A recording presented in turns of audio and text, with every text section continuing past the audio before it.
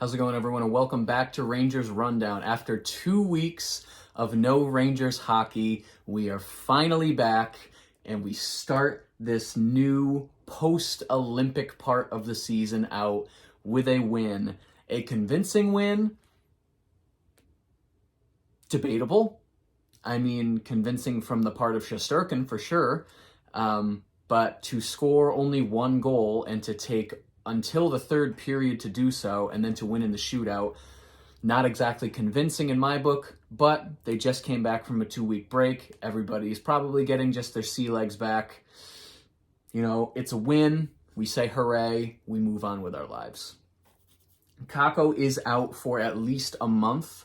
The injury is, I guess, worse than we had thought or what they had led us to think it would be. So Kakko is out of the lineup for over a month. Even more reason for the Rangers to go out and not dilly-dally picking up a player who can slot in to the middle six of this lineup. I think if they keep Zibanejad, Kreider, Lafreniere as their top line, and they pick up somebody that can play on the third line but can also slot in the second, because injuries happen, I think that needs to happen sooner rather than later. Now the trade deadline closes soon, I think a couple weeks, and you know, we hear rumors about different players that the Rangers are going for. I think Kessel is still high on the list for a forward. Chychrun, I hear being thrown around quite often. Hurdle, I'm not hearing so much anymore. Pavelski, I know some people are big on Pavelski.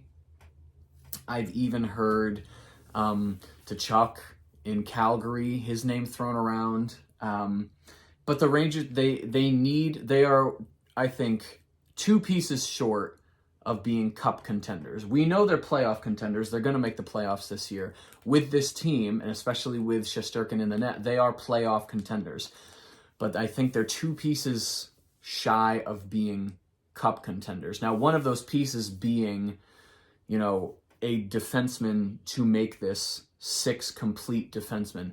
They can do that in-house. I think Jones Schneider was the bottom pair defenseman tonight, and they just need to run with that. Let them make the mistakes, let them learn, and have that be Lindgren, Fox, Miller, Trouba, Jones, Schneider. That is an awesome 6 group of defensemen. That is a great 3 pairs right there. And the other piece they need is a forward that can slot in, because Dryden Hunt's not the answer. Kakko is injured. They need somebody down the stretch to get acclimated with the team and be ready for a playoff push, because if everything clicks at the right time, this team might be able to push for conference finals this year. They're going to have a tough first round, but if they get through the first round, who knows how much damage they can actually do, build up that confidence and that momentum. But I'm rambling. Let's get into last night's game. Lineup, Kreider, Zibanejad, Lafreniere on that top line, Panarin, Strome, Goudreau, Hunt, Hedel, Gauthier, McKegg, Rooney, Reeves, Lindgren, Fox, Miller, Trouba, and then Jones, Schneider on that bottom pair. So we get into the first period. I was at the game, by the way, last night. This is the game that was supposed to be April 24th, but then got rescheduled to last night. I picked it because it was on a Sunday and I wouldn't have to get up for work the next day, but they rescheduled it to yesterday. I figured, what the hell, I'll take the train into New York, I'll go see the game, I'll get home at 2 a.m., I'll just sleep for a couple hours, go to work, and it's fine. And I'm actually not as tired as I thought I would be. So I was actually at the game last night. Fast start to the game, surprisingly so, since the Rangers hadn't played in 2 weeks, but that spring in their step quickly went away. Rangers had trouble getting in the zone. Reeves with one of a couple big hits throughout the game shortly after. And then at 3:39, Coyle scores a goal, putting the Bruins up 1-0. It would be the only goal the Bruins would score that night. Igor got a piece of it, but it ended up deflecting behind him. He swiped at it with his glove and actually ended up pushing it or swatting it into his own net. But Bruins up 1-0 early in the game.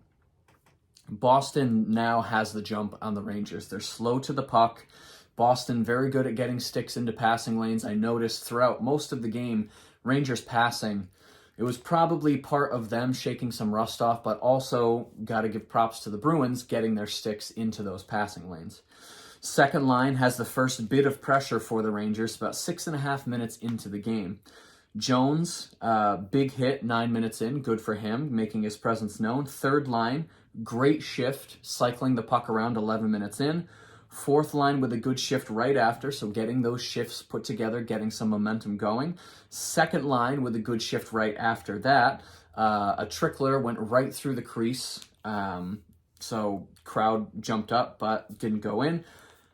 First shot on goal was 12 minutes and 15 seconds into the period. That's how long it took for the Rangers to get a shot on goal. Again, it's probably a combination of the Bruins just being a decent defensive team and the Rangers shaking rust off. They won the game, so we can forgive them that it took 12 minutes to get a shot on goal, but hopefully that starts to diminish. Is this classic Rangers get severely outshot in the first period and then win the game? Yes. So is it business as usual? Yes. Probably a little bit of rust, though. 4 minutes left. Reeves, another big hit, so making his presence known. Shesterkin stops a wraparound try. And we get to the end of the period. Shots 8-2 in favor of Boston. So it takes the Rangers 12 minutes and 15 seconds to get a shot on goal. And then they only have one more in the final 8 minutes of the period. It was also a really fast period. Not many stoppages at all. It was like a 30-minute period. It flew by. But we get into the second period, and as you can see, a lot to talk about in the second period. 30 seconds in, first line almost connects with a tap-in. Fourth line, Rooney takes it to the net, and there's a rebound chance. And then Jones, on that same shift, has a nice keep-in at the blue line to keep the play going. Just over 3 minutes into the period, shots 3-0 for the Rangers. So they are recharging their engines. They're getting back out there. They're putting pucks on net. They're not letting Boston get into the zone for good chances. Now, Marchand is suspended, and Bergeron has a concussion. So it's not the full complement of the Bruins, which if you're a Rangers fan is great. If you're a Boston fan, you're annoyed at the Marchand suspension. I don't like Marchand, so he can be suspended for the whole year. I wouldn't care. But if you're a Boston fan, this was probably an annoying game. Third line with a great hard-working shift about 7 minutes in. And then for the middle part of this period, just really nothing of note. I don't want to say it was boring hockey, but it was just both teams just kind of trying to get their legs, putting something together. Just over 6 minutes left. Lindgren, deflection try, goes wide of the net. Shesterkin gets bumped while going to play the puck, and the lines come together. They don't like that. Don't touch my goalie. Boston pushes for a couple of shifts after that.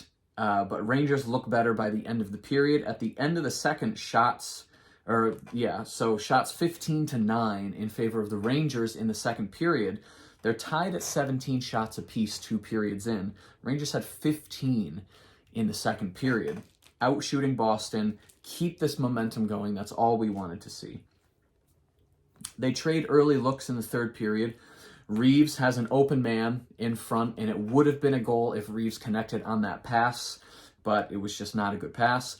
Kreider has a deflection try in front, wouldn't go in. 5 minutes in, shots 5-0 for the Rangers. So great start to the period for the Rangers, picking up right where they left off at the end of the second.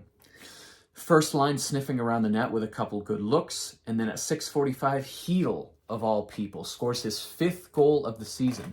Only his 5th goal of the season. The Rangers have now played, how many games has this been? 17 plus 31, so 48. 48 games into the season, Hedl only has 5 goals.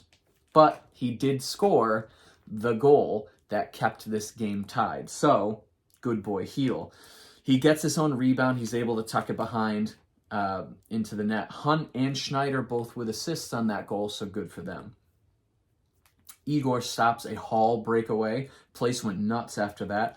Reeves almost has a deflection goal off of a really good forecheck, and that would have been the icing on the cake for Ryan Reeves to score the game-winning goal.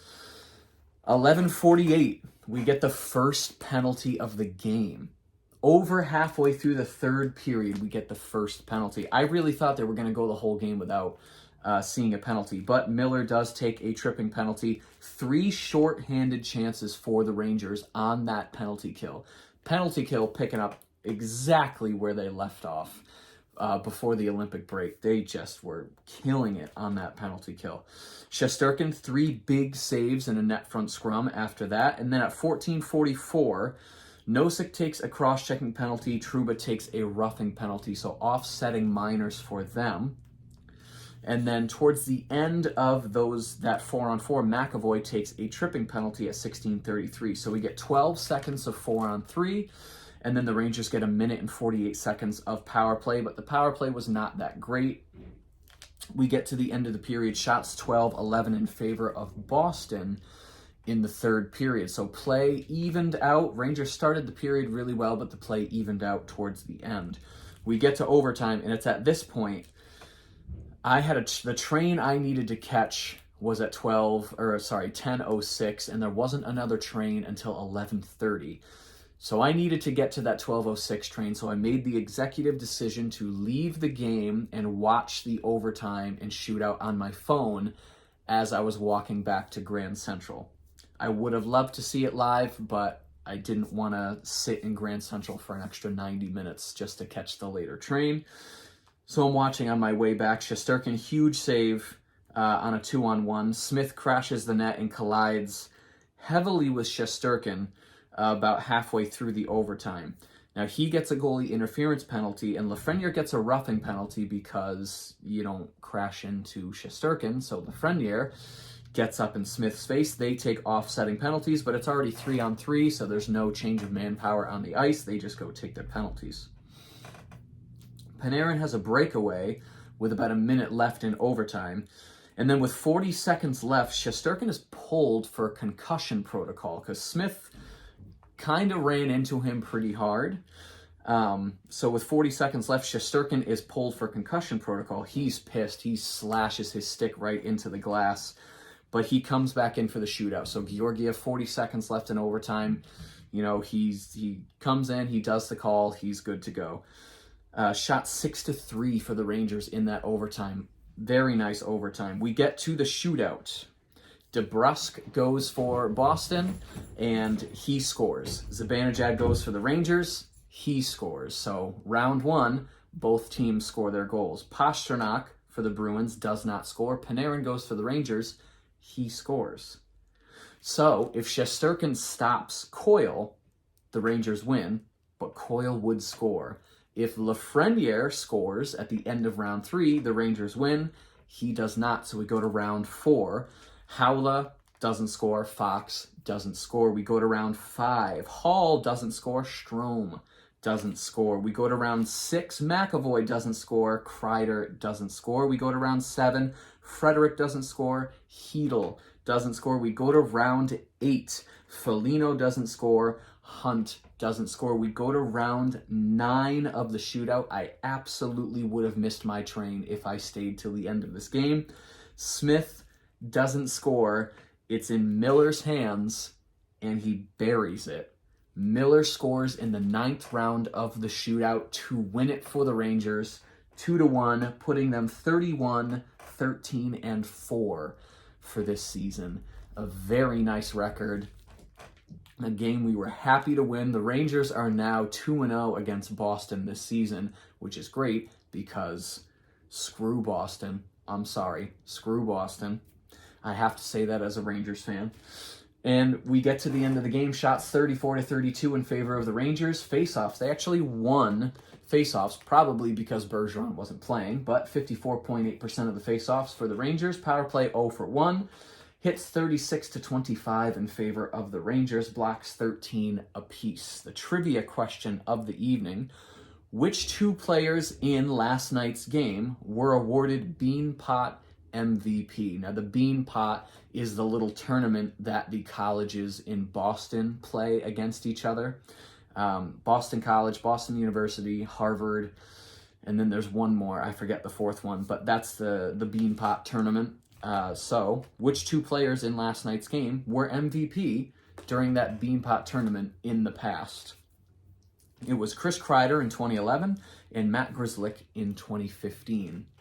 So there you go. Rangers are back in action tomorrow night against the Red Wings, another game that was postponed from December, a game I have tickets to but probably will not go to because 2 games during one work week is just not something I'm willing to do. But we get another game tomorrow night. Excited for hockey to be back. If you enjoyed this video and you'd like to see more videos like it, be sure to hit the subscribe button. Thank you so much for watching, and I will see you in the next rundown.